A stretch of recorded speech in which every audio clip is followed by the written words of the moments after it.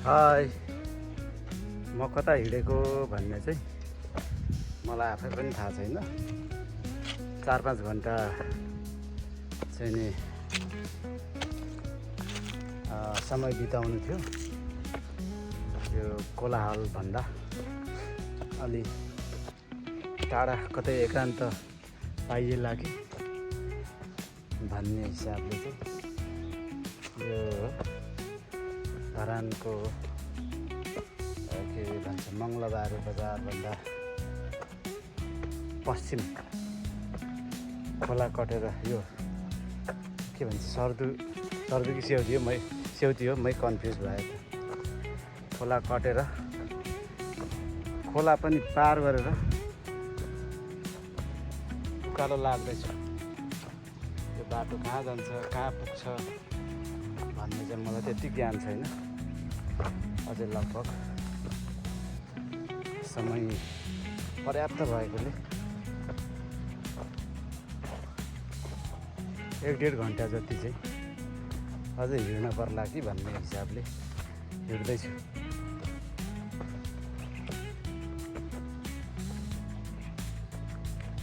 पानीको पाइपहरू रहेछ, सायद यही होला है, कोकाको पानीको पाइप हो कि होइन मलाई त चाहिँ थाहा भएन है। बाटो पनि कुन बाटोलाई पछ्याउँदा सही होला भन्ने पनि कन्फ्युज भयो।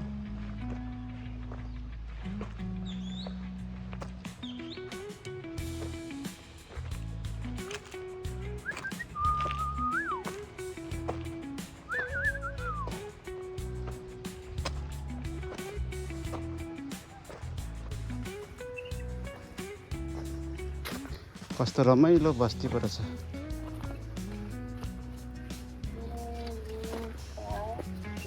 आइफोन टेस्ट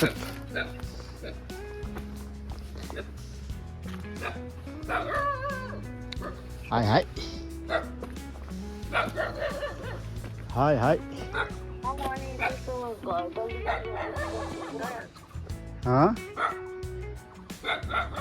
कस्तो राम्रो राम्रो घर पो फार्म हाउस टाइपको रहेछ हौ। यहाँ त क्या आएर बस्नु रमाइलो पो रहेछ त।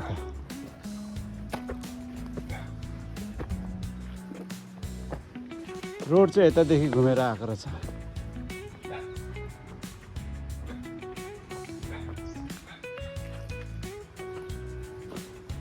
अझै यो खुसी रमाइलो छ।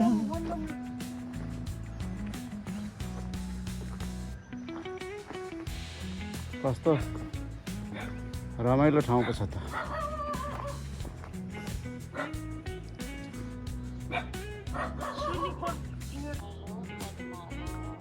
चढेको लास्टमा त बौद्ध समाधि स्थलमा आइयो जस्तो लाग्यो मलाई चाहिँ।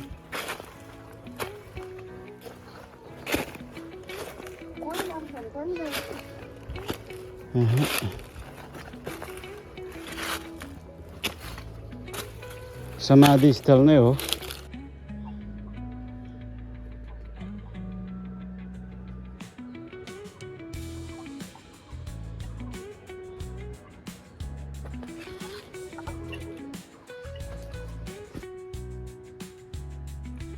नरिवल देख्दा त क्या बचपनको पो याद आयो। तुम्बाहरूकोमा पुग्दा नरिवल खानु पाइन्छ भनेर रमाएको दिनहरू।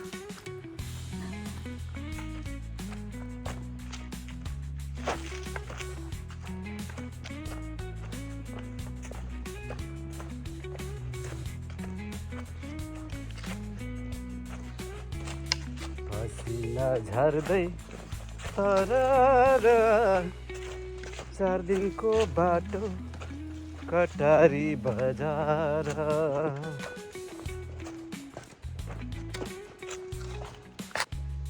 अहिले चाहिँ यस्तो बाटो हिँड्न पाउनु चाहिँ भाग्यको कुरा जस्तो भयो त। लोप हुन लागेको बाटोहरू है।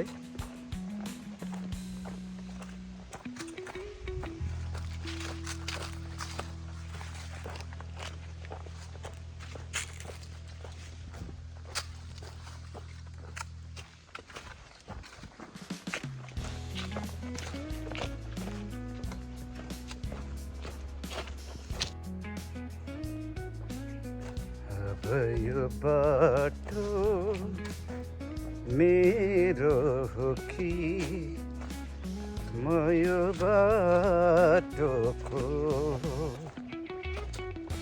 अब यो माटो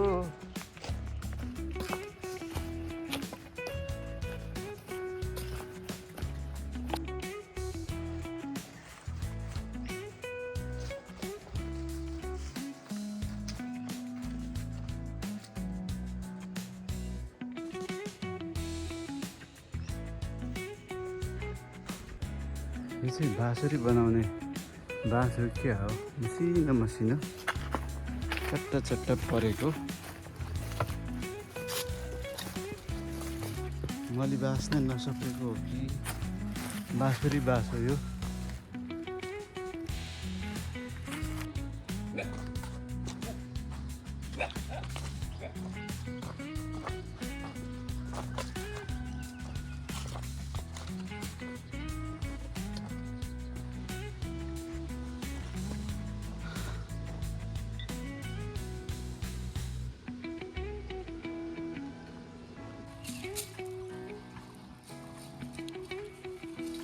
चाहिँ बाटोमा भेटेको बाख्रो साथी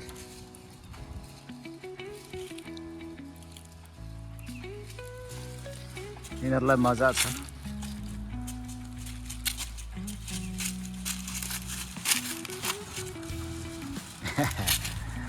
जाऊ त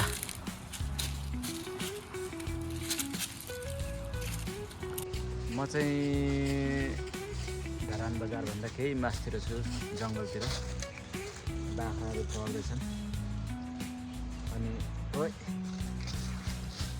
तल बजारतिर चाहिँ पालो एउटा पार्टीको नारा घन्काउँदै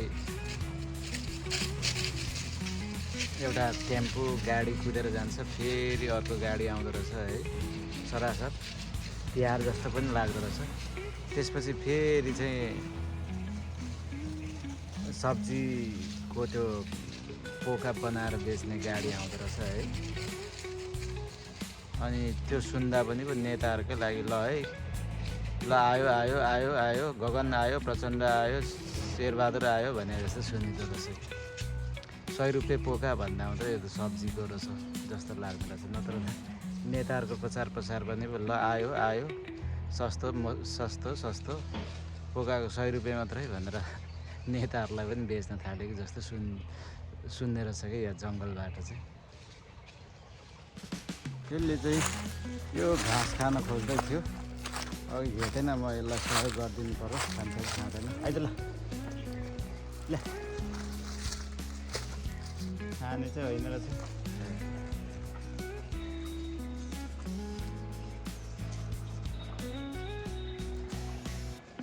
खानु नहुने हो क्या विचार गर्दै खाँदैछ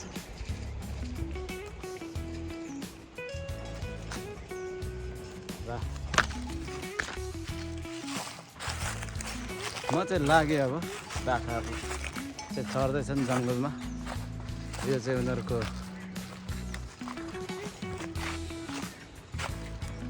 चरन क्षेत्र मेरो चाहिँ घुम्ने क्षेत्र आजको घुमघाम सकेर लाग्यो